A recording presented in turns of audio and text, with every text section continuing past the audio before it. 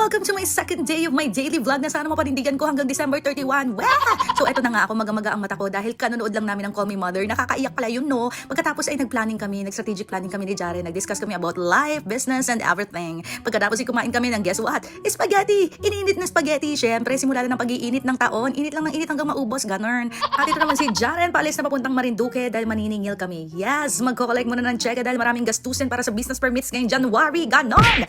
Habang ako naiwan naman dito sa aming condo at nag-work.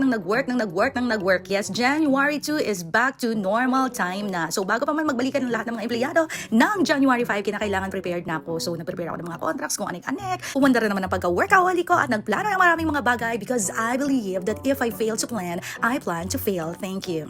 May pa-quotes, ganun. Tapos umilip nga rin ako sa labas dahil gusto ko sanang mag-walking for my fitness goal. Kaso sobrang lakas ng ulan, mga B. So wala akong nagawa kundi, guess what? Mag-back to work. Yes, back to work. Dahil normally hindi naman ako nauubusan ng aking gagawin. Basta may mga ideas ako, sinusulat ko yan dito sa notes ko. Pagkatapos nire-research ko yan. Pagkatapos ginagawan ko ng mga proposal, ganon, di ba? Sa totoong buhay kasi hindi na naman ako nagba-vlog at nagkikreate ng mga contents, kundi nagmamanage kami ng mga negosyo namin ni Jaren. 7 negosyo, ganon, di ba?